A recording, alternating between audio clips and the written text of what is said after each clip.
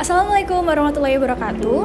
Salam sejahtera bagi kita semua. Shalom, Om Swastiastu, Namo Buddhaya, salam kebajikan.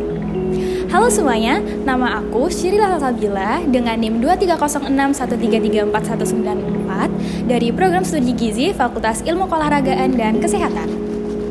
Jadi, di video kali ini aku akan cari beberapa orang random di sekitar ini untuk sharing pendapat mereka tentang hubungan terapis klien. Nah, di sini aku akan jelasin secara singkat apa sih itu hubungan terapis klien. Jadi, terapis ini termasuk dalam hubungan membantu dengan teknik psikologi untuk pengubahan perilaku. Hubungan membantu ini kita menyediakan kondisi agar klien dapat memenuhi kebutuhannya mereka, seperti rasa aman, rasa percaya diri, dan dapat mengambil keputusan. Dan juga kita akan menyediakan sarana dan keterampilan agar mereka dapat membantu diri mereka sendiri. Nah, tadi itu penjelasan singkat tentang hubungan terapis klien. Sekarang kita akan cari beberapa orang random untuk kita tanyain sharing tentang pendapat mereka tentang hubungan terapis klien. Yuk ikut aku. Nah, sebelumnya masnya boleh perkenalan dulu, namanya siapa, NIM berapa, dan dari program studi apa? Nama saya Handi Alfris Agusti, saya dari program studi S1 Gizi, terus saya dari Fakultas Ilmu Keolahragaan dan Kesehatan. Perkenalkan, nama aku Khairusyana Ramadhani dari program studi S1 Gizi, Fakultas Ilmu Keolahragaan dan Kesehatan. Baik, Mas Handi, di sini aku boleh minta waktu sebentar untuk sharing pendapat Masnya. Nah, di sini aku mau nanya nih, menurut Masnya itu psikoterapis tuh orang kayak gimana sih? Psikoterapis itu menurut saya itu adalah orang yang kayak memberikan layanan konseling atau terapi kepada semua pihak yang membutuhkan.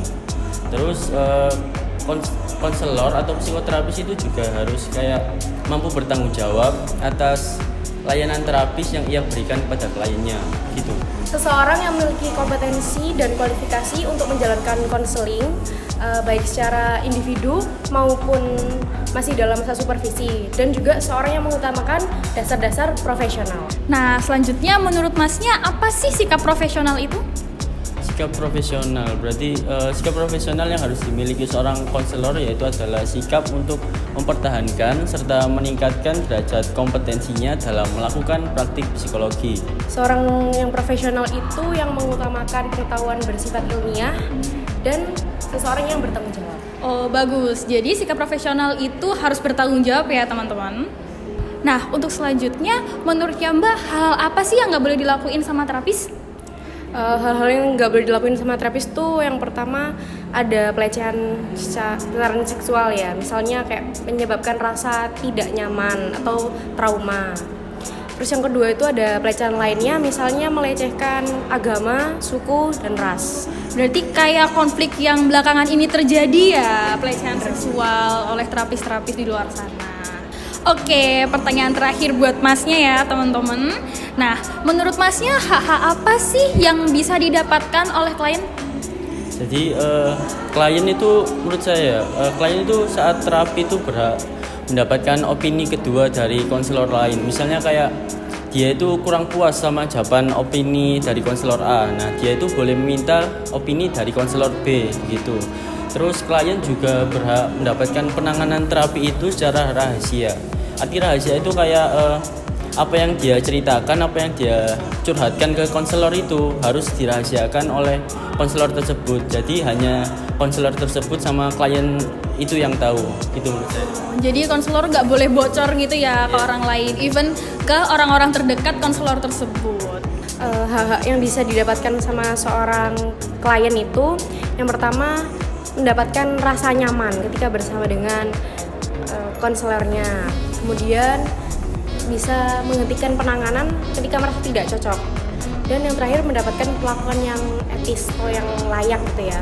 Kayak Gitu aja. Iya. Nah, jadi kalau misalnya kalian mau cari konselor tuh harus nyaman-nyamanan ya guys, harus klop-klopan gitu ya. Kalau misalnya ternyata nggak nyaman nih sama terapis atau konselor yang ini gitu, kita berhak untuk ganti konselor yang lain agar kita tuh sama-sama nyaman, kita dapat jawaban yang kita mau gitu juga ya dari terapis tersebut gitu. Nah, itu tadi orang-orang random yang sudah kita ajak sharing tentang pendapat mereka tentang hubungan terapi klien. Kesimpulan yang bisa kita ambil adalah terapis ini harus memiliki sifat profesionalitas dan klien juga berhak mendapatkan hak-hak mereka. seperti mendekati hal yang mereka mau dan menjauhi hal-hal yang tidak diinginkan. Seperti salah satunya yang sudah disebutkan tadi adalah pelecehan seksual yang dilakukan oleh terapis yang menjadi konflik untuk beberapa waktu belakangan ini. Dan sekian dari video ini, semoga bisa membantu dan memberikan informasi lebih untuk kalian di luar sana.